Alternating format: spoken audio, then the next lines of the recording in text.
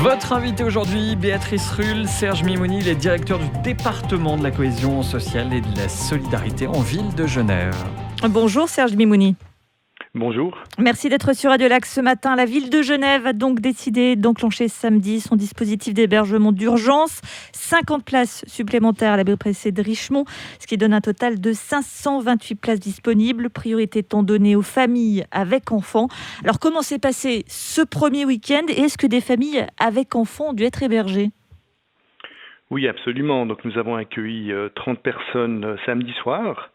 Donc effectivement, des familles avec enfants, des personnes seules également, sont venues donc à l'abri de protection civile de Richemont.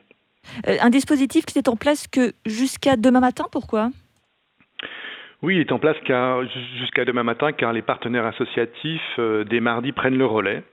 Et donc nous ouvrons 40 places supplémentaires à la Servette et 30 places en plus à Vernier pour les familles. Alors justement, vous venez de le dire, ce dispositif hivernal sera complété avec l'ouverture demain de 2 sleep-in, dont un nouveau au Temple de la Servette, avec 30 nouvelles places disponibles. À qui est-ce qu'elles s'adressent, ces 30 nouvelles places ?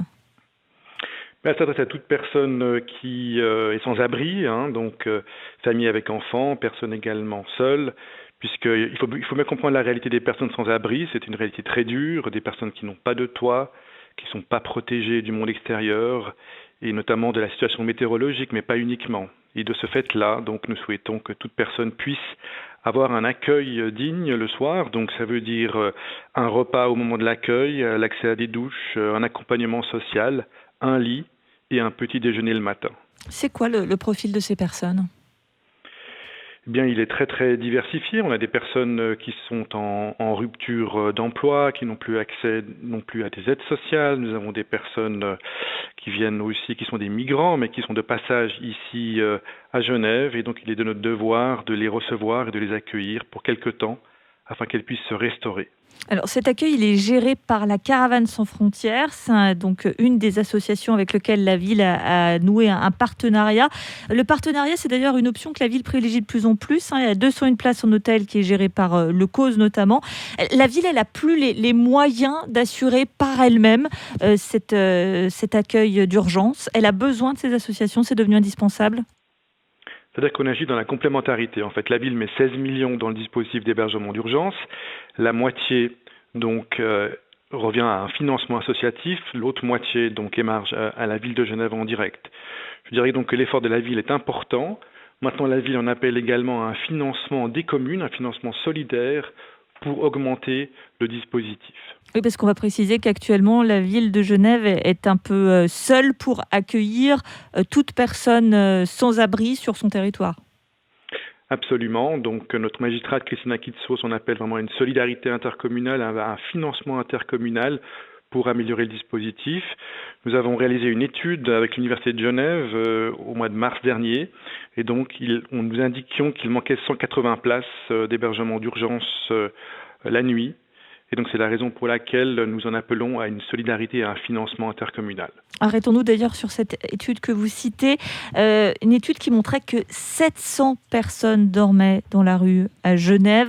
On peut même supposer que c'est la fourchette basse qui est retenue. Est-ce que vous vous sentez dépassé par cette très grande précarité de plus en plus visible ? Je ne dirais pas dépassé en tant que tel, car nous répondons globalement aux besoins, mais effectivement, en tout cas, on dirait que le Covid a eu un impact important sur la fragilité de nombre de ménages. On dénombre en Suisse 600 000 personnes qui vivent dans des conditions précaires ou de fragilité sociale, 155 000 working poor, et évidemment, dans ce contexte-là, et lorsqu'une pandémie arrive, eh bien, on a un impact sur les ménages et sur les familles, sur les individus. Et de ce fait-là, nous devons répondre de manière plus importante à ces nouveaux besoins sociaux. Quelque chose qui a peut-être interpellé les auditeurs au début de cette interview, c'est quand vous avez dit qu'il y avait des familles avec enfants. Des familles avec enfants à Genève doivent être hébergées en urgence. Déjà, 1, ça choque. 2, ça interpelle parce qu'on a quand même tout un filet social pour aider ce type de personnes. Comment peuvent-elles se retrouver à la rue ? Ce sont des personnes qui ne connaissent pas leurs droits sociaux, c'est vraiment un enjeu, c'est-à-dire des personnes qui ne recourent pas aux prestations sociales, et notre travail, ça va être de les informer, de les ancrer dans des droits, où ce sont des personnes, par exemple, qui émargeaient au SPMI. On a la situation d'une personne samedi soir, une jeune femme qui donc était soutenue par le service de protection des mineurs, qui est devenue majeure et qui donc n'a plus de logement, qui n'a plus de financement pour se loger et du coup qui est à la rue. Et donc nous l'accueillons pour la soutenir et puis pour l'accompagner dans ses démarches vers une autonomie. Pour terminer, Serge Mimouni, vous avez créé une nouvelle hotline pour simplifier les admissions des personnes sans abri auprès des différents acteurs. Quels sont les premiers retours après un mois de mise en service de cette hotline? On va juste rappeler le numéro 0800 22 22 10. C'est une hotline qui nous permet vraiment d'orienter toute personne qui cherche un nouveau logement. Donc effectivement, elle est ouverte 7 jours sur 7, 24 heures sur 24, et ça nous permet vraiment d'être efficace dans le dispositif, c'est-à-dire de nous assurer qu'entre la ville et puis les partenaires associatifs, l'ensemble des places sont bien utilisées et affectées à des personnes dans le besoin.